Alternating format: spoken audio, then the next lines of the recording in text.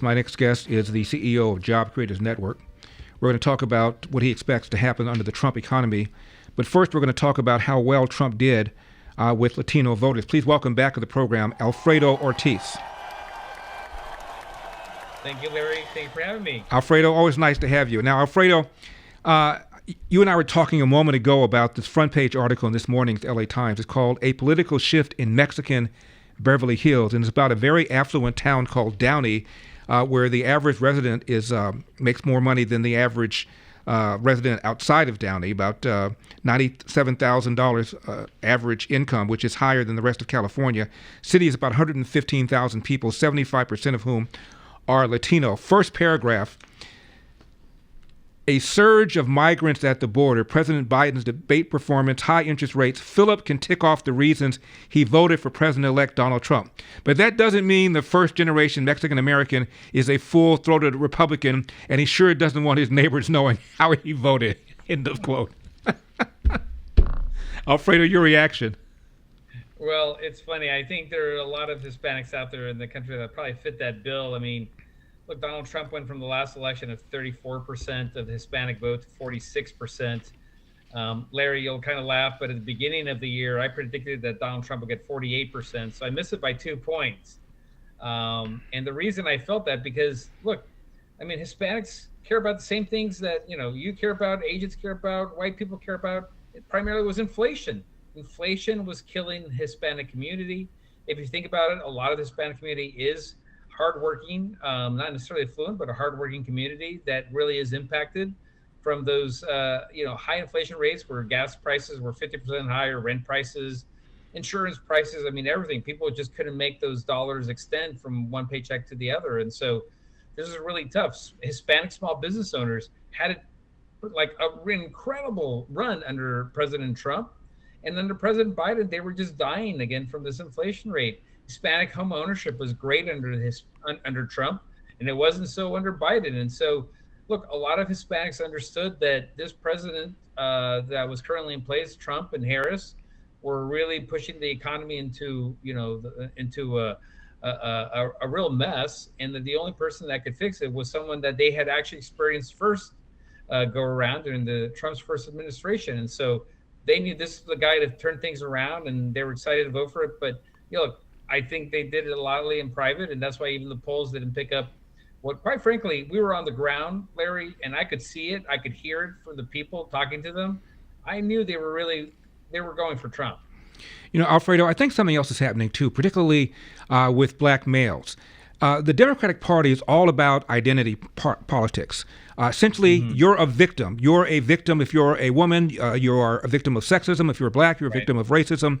If you're Hispanic, you're a victim of racism. A growing number of so-called people of color think of themselves as Americans and not as victims. So that pitch is not working the way it used to work. Absolutely. I mean, that's one of the things that, the Democrats got so wrong. The playbook in this particular case of getting power through division just didn't work. For example, if you ask me what do I consider myself? I consider myself an American of Mexican descent. And I think a lot of Hispanics would describe themselves that as Americans first. And they understood that. They understood that, we had to actually address the issue of an open border.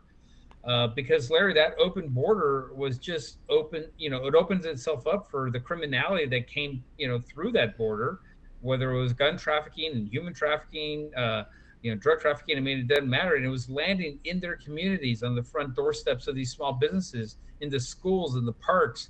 They didn't want that, right? They didn't want that criminality coming through. And so they needed somebody that just wasn't going to have an open border policy, but it was actually going to bring, law and order and take care of this crime that was really rampant throughout their communities. They wanted that addressed.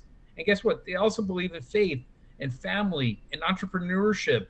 That if you work hard, you can achieve anything. They believe in that American dream. And so the Democrats had totally wrong. For example, in Arizona, Larry, the Democrats were targeting Hispanic men with abortion ads. I mean, come on, Larry. I mean, how far off could they have been? I think it was The View, one of the panelists accused Latino men, because more men than women were voting for Trump, as was the case with respect to blacks, and accused them of being sexist.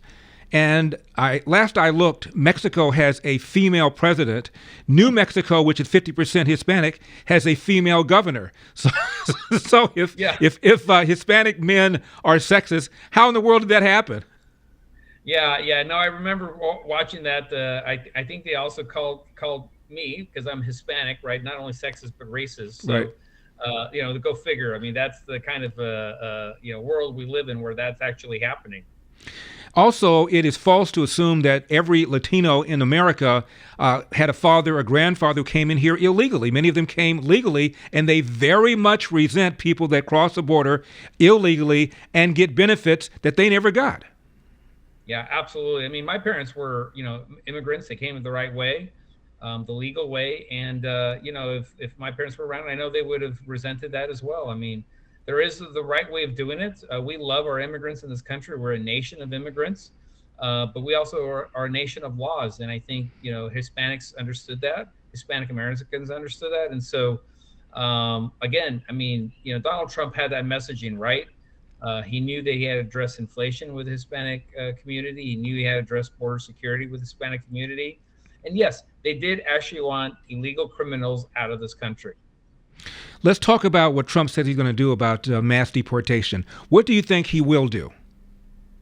He's going to address the criminals first. I mean, there are over 500,000 like hardened criminal illegals that are in this country. We got to get them out first. They're the ones that are causing the most damage. And then he'll take it from there. I think simultaneously he'll work on something with the Democrats. He'll probably address, the Dreamer situation, use it as some kind of a leverage to get tougher border security and funding for the border. But Donald Trump's a smart man. He's going to, go piece by piece. I don't think he's going to look through, drastic a border bill. I think he's going to try to address the hardened criminals first, get them out of our country as quickly as we can, and then go from there. We have a minute left, Alfredo. Talk to me about the tariffs that Donald Trump wants to impose on Canada and on Mexico in order to get them to tighten down their borders. They're working already. I mean, as we know, we already saw the president of Mexico and the Canadian Prime Minister come down and start talking to Donald Trump about what do we need to do to actually tighten the borders both on the north and the south side, right? Because, look, President Trump understands that tariffs in the end are not the right thing for an economy, right? We should have an entire global economy that does not have tariffs, right? But we don't live in an economy like that. There are tariffs across the globe, but Donald Trump uses these as a cudgel to get what he needs done. And I salute him for that, because there might be a little bit of pain at the beginning, right? We know that and we acknowledge that. But when you look at the greater good and the greater gain that gets achieved by doing that, look, President Trump's doing the right thing. He's already achieved wins already. To learn more and to support Job Creators Network, great work, go to jobcreatorsnetwork.com. That's jobcreatorsnetwork.com. Click on the red Ways to Give button at the top right. That's jobcreatorsnetwork.com. Alfredo, thanks for coming on as always. God bless. Thanks, Larry. God bless. Merry Christmas. Merry Christmas. Thanks for watching these clips from The Larry Elder Show. If you enjoyed this content, be sure to subscribe to my channel and hit the bell icon so you never miss a moment.